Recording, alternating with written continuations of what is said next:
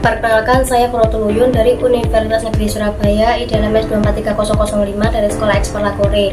Kita akan membahas tentang pandangan dan strategi meningkatkan ekspor rumput laut kering di Indonesia. Memahami potensi ekspor rumput laut kering. Rumput laut kering itu merupakan komoditas yang memiliki potensi besar untuk meningkatkan devisa negara. Dengan permintaan global yang terus meningkat, terutama untuk industri makanan, farmasi, dan kosmetik, Indonesia itu dengan kekayaan lautnya memiliki keunggulan yang kompetitif. Namun, untuk mencapai potensi maksimal diperlukan strategi yang komprehensif dan mengatasi berbagai tantangan yang ada. Poin-poin yang saya dapat dari video yang saya review yang ialah Indonesia itu mendapat tantangan. Yang pertama dari informasi dan perizinan. Tantangannya itu peraturan perizinan yang sering berubah dan kompleksitas prosedur menjadi kendala utama. Solusinya yaitu membangun jaringan informasi yang kuat dengan lembaga terkait seperti Kementerian Kelautan dan Perikanan serta Dinas Perindustrian, dan juga mengikuti perkembangan regulasi secara berkala dan memanfaatkan konsultasi dengan pihak yang kompeten, serta mempersiapkan dokumen persyaratan lengkap dan akurat. Tantangan yang kedua yaitu biaya dan logistik. Tantangannya itu ongkos produksi, biaya pengiriman, dan logistik yang tinggi dapat mengurangi daya saing produk. Solusinya yaitu negosiasi, efisiensi, pemanfaatan teknologi. Yang tantangan yang ketiga yaitu kualitas dan keamanan produk. Tantangannya yaitu persyaratan kualitas dan keamanan produk yang ketat di pasar internasional. Solusinya yaitu menerapkan standar kualitas yang tinggi sejak proses budidaya hingga pengemasannya, dan memperoleh sertifikasi produk dari lembaga yang diakui secara internasional, dan juga menggunakan kemasan yang aman, higienis, dan sesuai dengan regulasi negara tujuan. Tantangan yang keempat yaitu perubahan kebijakan dan situasi global. Tantangannya yaitu perubahan kebijakan perdagangan, konflik geopolitik, dan fluktuasi nilai tukar mata uang. Solusinya yaitu tidak hanya bergantung pada satu pasar tujuan, tetapi terus mencari pasar baru yang potensial dan melakukan analisis risiko secara berkala untuk mengantisipasi perubahan situasi global.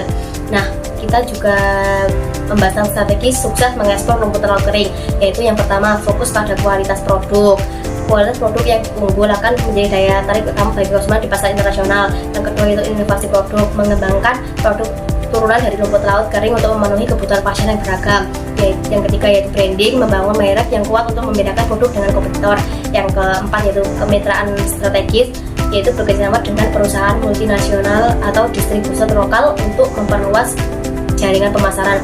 Yang kelima yaitu pengembangan sumber daya manusia, yaitu melakukan pelatihan bagi petani rumput laut dan pelaku usaha untuk meningkatkan kapasitas produksi. Yang keenam yaitu pemanfaatan teknologi, mengadopsi teknologi modern dalam proses produksi dan pemasaran.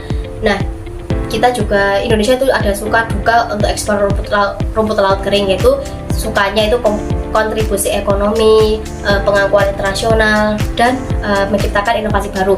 Dukanya itu birokrasi perizinan yang rumit dan memakan waktu, persaingan ketat dari negara produsen, perubahan kebijakan, dan fluktuasi harga pasar. Kita juga membahas tentang pandangan mengenai peningkatan ekspor Indonesia. Kondisi global yang dinamis, terutama akibat perang dagang dan ketidakpastian ekonomi, justru menjadi peluang bagi Indonesia untuk memperkuat posisinya di pasar internasional. Beberapa pandangan yang dapat kita ambil yaitu yang pertama, kita tidak boleh terjebak dalam pesimisme. Justru kondisi ini menuntut kita untuk lebih proaktif, mencari peluang baru, berinovasi, dan meningkatkan daya saing produk-produk dalam negeri. Yang kedua yaitu bukan sekadar mengekspor bahan mentah, kita juga harus fokus pada produk-produk dengan nilai tambah tinggi dan meningkatkan pendapatan negara dan menciptakan lapangan kerja yang berkualitas. Yang ketiga yaitu adopsi teknologi digital yang sangat membantu dalam meningkatkan efisiensi produksi, pemasaran, dan logistik. Selain itu, teknologi juga dapat digunakan untuk menciptakan produk-produk inovatif yang sesuai dengan tren pasar global. Yang keempat yaitu pemerintah, pelaku usaha, akademisi, dan masyarakat itu perlu bekerjasama dengan upaya meningkatkan ekspor. Kolaborasi ini penting untuk menciptakan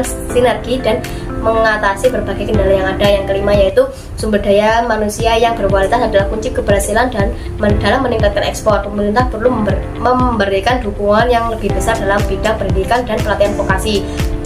Nah, kita juga ada strategi meningkatkan ekspor. Untuk mencapai tujuan meningkatkan ekspor itu ada strateginya. Yang pertama itu diversifikasi produk ekspor, mengembangkan pasar baru, fasilitasi usaha kecil atau UMKM, penguatan diplomasi ekonomi. Nah, dampak peningkatan ekspor terhadap pertumbuhan ekonomi itu peningkatan ekspor akan memberikan dampak positif yang signifikan terhadap pertumbuhan ekonomi. Dampaknya yang pertama yaitu meningkatkan pendapatan devisa, menciptakan lapangan kerja yang baru, mendorong pertumbuhan industri.